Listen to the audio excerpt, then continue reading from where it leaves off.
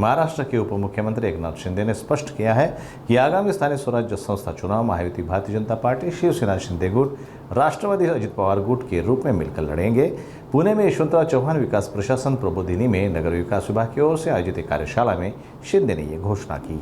मुख्यमंत्री महोदय स्वतः या ठिकाणी महापालिकेचे आयुक्त आणि मुख्याधिकारी नगरपालिकांचे यांच्याशी हे स्वतः इंटरॅक्शन करणार आहेत आणि प्रत्येक महापालिका, प्रत्येक नगरपालिका या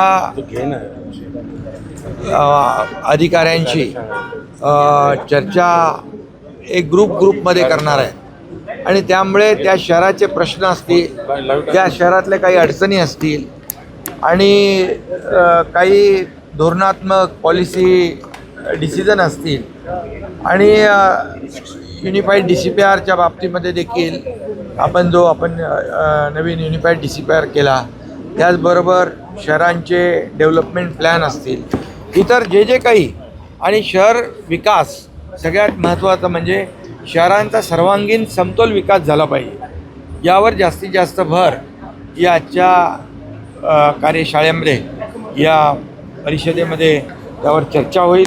अनेक अधिकारी माहिती शेअर करतील, तिथली वस्तुस्थिती सांगतील, त्याचबरोबर केंद्र शासनाचे देखील अधिकारी असतील आणि यामध्ये आपापली जी काही तिकडची परिस्थिती आहे, भौगोलिक परिस्थिती आणि त्या शहरांचं योग्य असं नियोजन, म्हणजे आमच्या सरकारची भूमिका आहे की सर्व शहरांना न्याय मिळाला पाहिजे, नगरपालिकांना न्याय मिळाला पाहिजे, शहरातल्या लोकांचं जीवनमान उंचावलं पाहिजे आणि नियोजनबद्ध विकास या ठिकाणी झाला पाहिजे, यासाठी ह्या कार्यशाळेमध्ये चर्चा होईल आणि एक चांगला आउटपुट यातून निघेल। PMRDचा DP रद्द झाला आहे, नेमकं काय? PMRDचा DP रद्द झाला आहे, आपल्या कार्यकाळात तो झाला होता, नंतर नाही, त्याच्यामध्ये काही त्रुटी आहेत, काही ऑब्जेक्शन आलेले आहेत, त्यामुळे डेव्हलपमेंट प्लॅन हा त्या शहरातल्या, त्या भागातल्या नागरिकांच्या हितासाठी झाला पाहिजे आणि त्यामुळे ज्या काही त्रुटी असतील त्या दूर करून व्यवस्थित नियोजित शहर कसं होईल यासाठी आपण निर्णय घेऊ। त्यामध्ये नागरिकांचा अधिकार, नागरिकांचं हित पहिल्यांदा त्याला प्राधान्य देऊ। निवडणुका होऊ शकतात महानगरपालिकेचे, कशा पद्धतीने पुढची वाटचाल नाही, आता सुप्रीम कोर्टाने आदेश दिलेले आहेत, त्यावर निवडणूक विभाग जो आहे, आयोग काम करतो आहे आणि त्याच्यावर जी काय प्रक्रिया आहे ती पूर्ण करण्याचं काम निवडणूक आयोगाच्या माध्यमातून आणि राज्य शासनाच्या माध्यमातून सुप्रीम कोर्टाचे जे डायरेक्शन्स आहेत त्याप्रमाणे त्याची अंमलबजावणी। राष्ट्रवादीला 3 प्रभाग हवेत, शिवसेनेला 4, भाजपला 4, मग हेच मतभेद आहे। नाही, आता सुप्रीम कोर्टाचे आदेश आहेत की 2022 पूर्वीची जी परिस्थिती आहे त्याप्रमाणे निवडणुका झाल्या पाहिजे, त्याप्रमाणे जे काय आदेश आहेत सुप्रीम कोर्टाचे ते पालन केले। महायुतीमध्ये आम्ही लोकसभा लढलो, विधानसभा लढलो, विधानसभा जिंकल्या, लँडस्लाईड मॅन्डेट मिळालं, आता आमची जिम्मेदारी आणखी वाढलेली आहे, त्यामुळे येणाऱ्या स्थानिक स्वराज्य संस्थांच्या निवडणुका पण महायुती लढेल आणि महायुती जिंकेल। देश भर में बॉयकॉट तुर्की के ट्रेंड चल रहे हैं, उसको लेकर आप क्या कैसे? पुणे में सफरचंद व्यापारी को धमकी भी आई पाकिस्तान से। खरं म्हणजे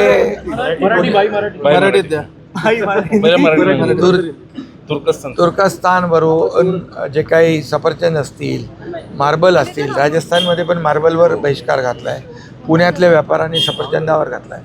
मी या सर्व व्यापाऱ्यांचं अभिनंदन करतो। हे खरं म्हणजे देशभक्तीचं लक्षण आहे, कारण तुर्कस्तानने पाकिस्तानला सपोर्ट केला आणि म्हणून अशा प्रकारे ज्या पाकिस्तानने आपल्या निरपराध लोकांचा बळी घेतला आणि एवढं मोठं सगळं जे काही आपल्या देशाच्या विरोधात त्यांनी कारस्थान केलं, त्यांना पाठिंबा देण्याचं पाप तुर्कस्तानने केलं, त्यामुळे तुर्कस्तानवर बायकॉट केला पाहिजे, बहिष्कार घातला पाहिजे आणि ज्यांनी ज्यांनी ही भूमिका घेतली त्यांचं मी स्वागत करतो। त्यांना धमकीचे फोन येत आहेत पाकिस्तानातून, ते त्यांना धमकीचे फोन येतात त्यांच्या तेव्हा कळलं. केसालाही धक्का लागणार नाही. आमची पोलीस यंत्रणा सक्षम आहे आणि हे जे देश बघतायत त्यांना कुठेही आत येऊ देणार नाही. आमची महाराष्ट्राची पोलीस जी आहे, हे पोलीस आणि गृह विभाग हे सगळं अलर्ट. आमच्या 2 बैठका देखील झालेल्या आहेत, army, navy, air force, civil defence आणि पोलिसांच्या बरोबर पण.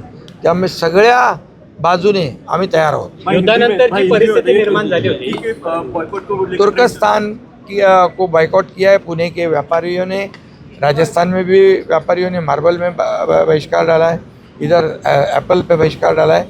मैं इनका स्वागत करता हूँ। ये देशभक्ति का एक लक्षण है और जो ये करेंगे, जो पाकिस्तान को सपोर्ट करेंगे, ये तुर्कस्तान ने पाकिस्तान को सपोर्ट किया था, जो पाकिस्तान ने हमारे बेकसूर लोगों को मारा था, और इसलिए तुर्कस्तान के ऊपर पूरा बहिष्कार डालना चाहिए। युद्धानंतर जी परिस्थिती निर्माण झाली होती, युद्धानंतर जी तिरंगा रॅली काढली जाते, तिरंगा रॅली जी काढली तिरंगा रॅली जी आहे, तिरंगा रॅली कालही काढली, उद्याही निघेल, आजही निघेल। या ठिकाणी पूर्ण राज्यभर आपल्या भारतीय लष्कराच्या, आर्मी, नेव्ही, एअरफोर्स या सर्वांच्या शौर्याला सलाम करण्यासाठी ही तिरंगा रॅली काढली आहे। त्यांच्या पाठीशी उभं राहण्यासाठी तिरंगा रॅली काढलेली आहे। त्यांच्या शौर्याचा सन्मान करण्यासाठी ही तिरंगा रॅली काढलेली आहे। आणि भारतीय लष्कर यांचं अभिनंदन तर आपण केलेलंच आहे, पुन्हा एकदा मी अभिनंदन करतो। आणि या लष्कराच्या पाठीशी उभे राहिलेले आणि एक ठोस असा निर्णय घेतलेले धाडसी प्रधानमंत्री नरेंद्र मोदीजी यांचं पण मी अभिनंदन करतो। कारण आतापर्यंत कधी पाकिस्तानला अशा प्रकारचं उत्तर मिळालं नव्हतं। त्यांना धडा शिकवलेला आहे